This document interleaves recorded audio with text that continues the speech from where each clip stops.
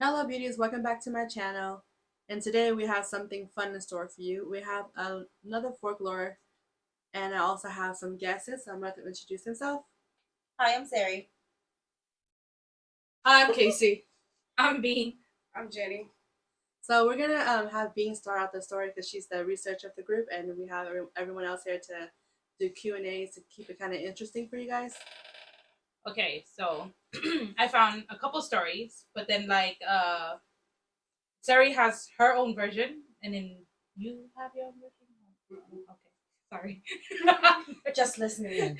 Okay, so this one takes back after the Khmer Rouge, and it's about a family of farmers that live in a village pretty isolated from the main city. And then so I guess drought was pretty bad and crops weren't growing right, and it was taking effect on the animal as well too. The husband decided to uh, go into work labor, which he has to go into the city and leave his wife and children at home. And before he did that, he talked to his wife about it just to clear things out, and they both agreed upon it, and he left. So while he was gone, and he was gone for a few months, and since he was gone, plague's been hitting the village, and crops, animals were dying, and people were dying as well too.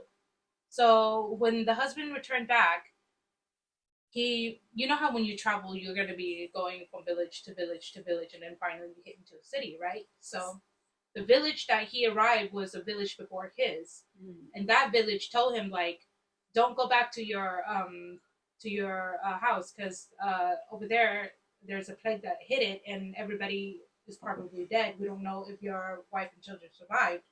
And then so the husband was like, I don't believe you, and he decided to just to embark back into his home. And on his way home, he realized like there was like no animals in sight, no bugs or anything at all. And then so as he got closer, he realized that like the whole air around him is pretty cold, Like no birds dense, chirping, nothing, nothing. like no life at all. Yeah, it was quiet. And so he arrived at his house, and he was just looking around, and then decided to call out to his wife, and like to tell her that he's back. And like she came out. Oh no! Mom, what happening? Mom, look on! And then so she came back. Mom.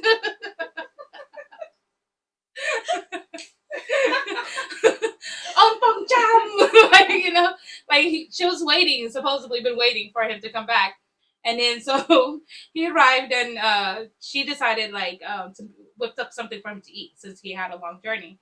But before that, she was telling him like, "Hey, don't go into our bedroom. Our children are sleeping. Leave them alone." And he was like, "Okay, cool." Like he didn't think nothing of it, so he was like, "Okay, cool." He went in, and then he sat down, and then he was just like watching his lovely wife, like cooking for him, right? And then like all of a sudden she dropped a ladle. And then like how like the house in the country, so when they built this built pretty high. You know why they do it that way, right? To floods or the Floods, monsoon. but mainly if any family member dies, they bury their The dead ones under the house to protect it from not falling. You ever heard of them building a bridge and throwing people into the cement and cementing it up? You should look into that. Oh, that's some creepy shit. Oh, So I'm that's sitting in good, my thank bed you. and my No, dead there's like even ancestors is in right the under me. my Rouge where they pile the body, and then they put them in stones and stuff Yeah, too. those are to protect it from falling. Yeah. Yeah, And then so like the floors are like made of like what bamboo and stuff. There's like holes. yeah. So like when the ladle dropped, right? Like instead of going out and underneath the house to go pick it up, this woman just went right through it. Like she Stretched just her hand yeah all the way down. to grab it, right? And he was like, Joy! I would have been freaked out too. Like, oh my It was god! like one night. I can't. I'm gonna keep laughing if I speak Cambodian, but it was like, oh shit! Like, she just did that. Like, and then he was just staring at her, grabbing it and picking it back up, and watching her maneuvering it into the hole. So since it's a solid object, so she's maneuvering it, and then he was just like, oh my god, like I'm in the room with a demon or something. Like it was like a lot of thought processing. Like when he was just sitting there. And then like it dinged on to him that he remembered that his wife told him not to go into the bedroom. And then he was just like, you know what? I'm gonna go check it out. Like, in your right state of mind, if you see a woman hand go right into the floor and grab a ladle down, would you want to go check into the bedroom? Like, I would have booked it. Like, Yeah, I wouldn't even look. Well, actually, I would as a father. That is his wife. No, Yes, as the a kids father, are I in would go and look at my kid. Yeah, I would. yeah. Yeah. Well, I wouldn't. I'm like, I'm gone. Like, actually, I lied. I probably, but then again, I probably would think that they're dead as well too. Since the wife is a ghost or a demon. But so he went to the room, he opened it, and he saw his wife and his son on the bed, dead. Right? Decaying. Yeah. Look at Casey's face. Yeah. And then he was like, "Oh shit!" Like he was like, "What do I do?" Like, and he was getting ready to leave, and he hear his wife cooking in the other room, and he was like, "Oh, I can't leave. Like she'll know. She'll know." So he decided like to let her know, like, "Oh, can you cook a little bit faster? I'm very hungry, but I'm gonna go and pee real quick." Yeah, Oh, and I tell my whole balloon mug, mom clean. Magnum.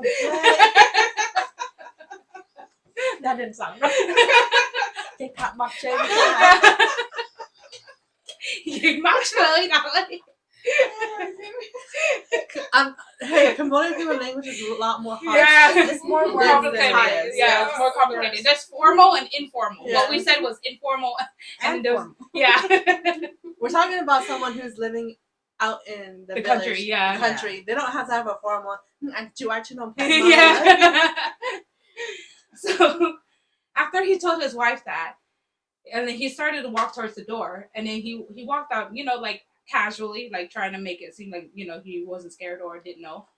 The moment he closed that door, he booked it. He took off. He started running, right? And he remember as he was running that there was a monk in the village before his. Mm-hmm. So that's where he went. He ran straight to the monk, like, and all these people was just looking at him like, what the hell is he running from? Like what's going on? Like they were raring.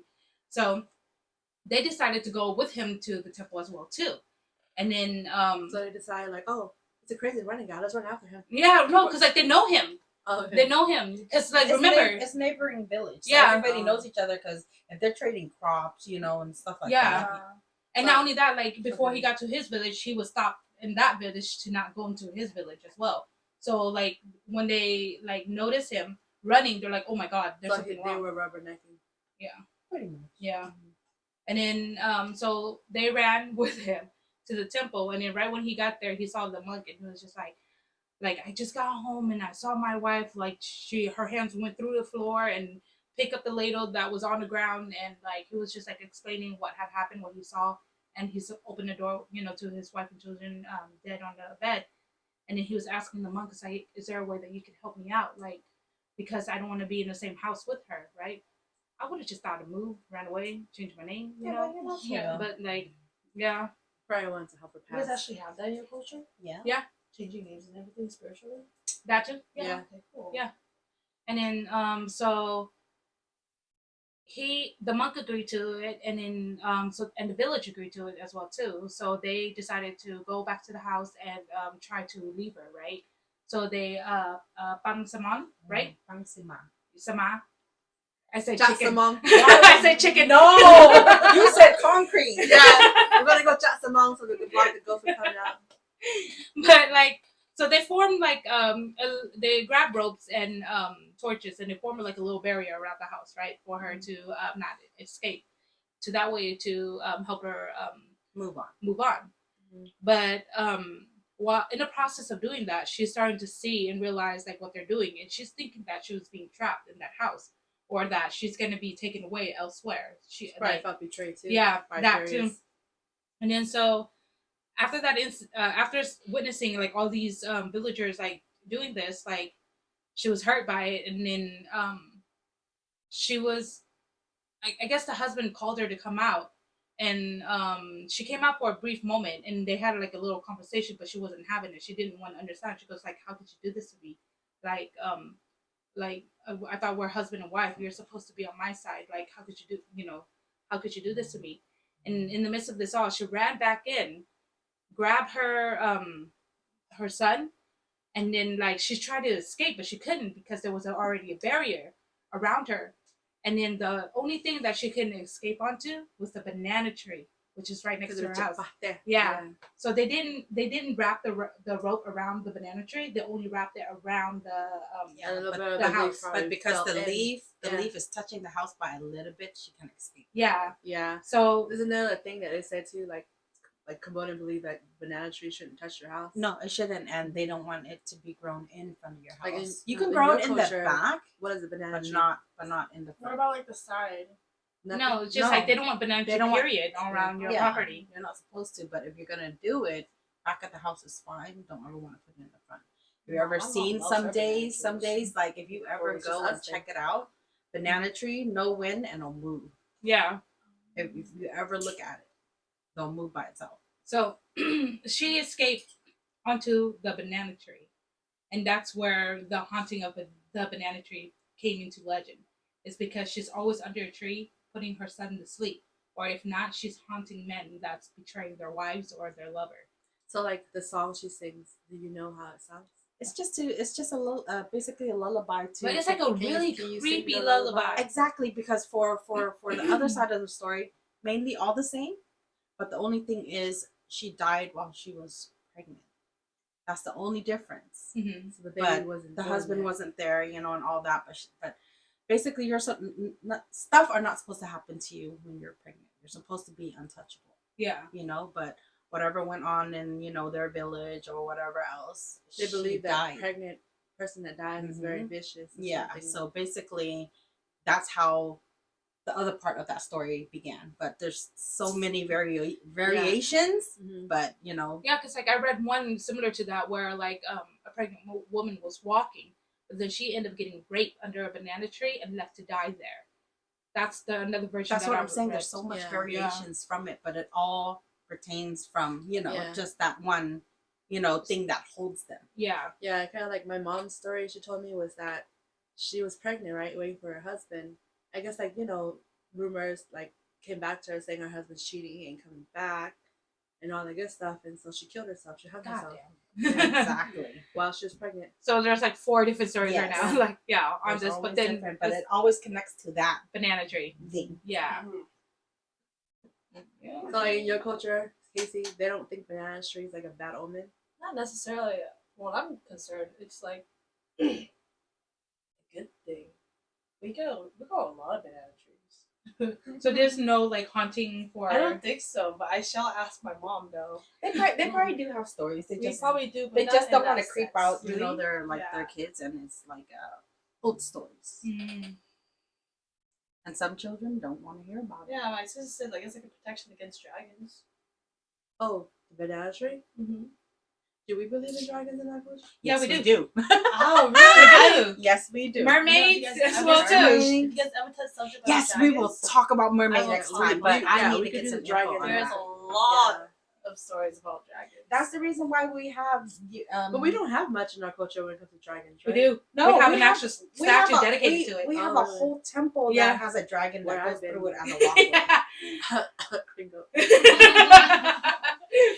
Yeah, because there was the one with the. I know our dragon is really different from the other. They're very different from other culture dragons because most dragons has wings. Ours doesn't. Ours look more like a snake with a horn. So with ours, back to the story, right? So when she haunts, right? Why? When does she haunt? So who does she haunt? She mainly haunt men. Yeah. Yeah, and it's every night. It doesn't matter if you spot her. It's just mainly men that she haunts. There are stories. I think one from Singapore where they say that she rips out their intestines and eat it. Yeah, but the Cambodian one, they don't say she eats or She doesn't. She just haunts them. She haunts them like basically Just to torture them, to scare them. Why are you cheating on your wife? You want this to happen or something like that. she talks to them. Yeah, she's their therapist. well, not like that. I mean, in a scary way. Yeah. I mean, she's singing her song to sleep. Yeah. What's the lullaby? Just sing the lullaby. No, hell I want to no, hear I'm the doing lullaby. that. YouTube. You can YouTube that. Yeah, YouTube. It's. I feel like I heard so many stories about stuff like this. Really? Yeah, it's always there's even a movie called PMAC about it. Yeah. Yeah. Exactly. If this came out, and then this might not. You know, Yeah. they made it more like funnier. But there is a lot of Hmong stories about stuff like that too. But I mean, it's Thailand. Come on. Yeah. Yeah. Like people like how villages are so far that it takes 3 days to go from village to village. Some are really close. Mm-hmm. Mm. And then And when they he don't took when he and they don't like marrying their kids to people in their own village. right. Just to, Make protect sure- them from, Incest. Yeah. Yeah. There's a lot of Hmong movies about that too. Just one specific. Which one? I don't know. It's one of like a very old Hmong movie that I watched where I was actually talking to Savannah about this about how this guy like he gonna go travel from village to village looking for a wife. Yeah. And so when he did find one, he was like, okay, like I'm gonna go travel back to my town, so I can bring my family so we can get married properly, right? Mm-hmm. But because of the flood, it took him like 2-3 weeks, maybe a month to come back. But when he finally came back, the village was empty. Mm-hmm. But the woman was still there. And you like at night you can hear her cry for his voice, for his name. Like you can hear her crying and yelling his name out. It's like really scary. Yeah. Especially at night. It's kind of like You know how going back to the whole like when you bury people under the ground. Exactly. They actually touched subject on that too. About how like the woman was buried under that house and then everybody vacated. And eventually he found out that she was dead. So he tries to run away, but this is like a really So old basically, movie. Yeah. she probably did scare out her whole village. Yeah, she because did of that. definitely scare out the whole village. You know how they're talking about, the woman that dies, while she's a bride or on her way to the wedding. Yeah. That kind of stuff. Like how the Chinese tradition where like a woman who's especially a guy when they're not married and they're dead, they tend to marry them off to a living person. Yeah, as creepy as it sounds, there is an actual like. I watched a movie about that. Yeah. About the Ghost Bride. It's on Netflix.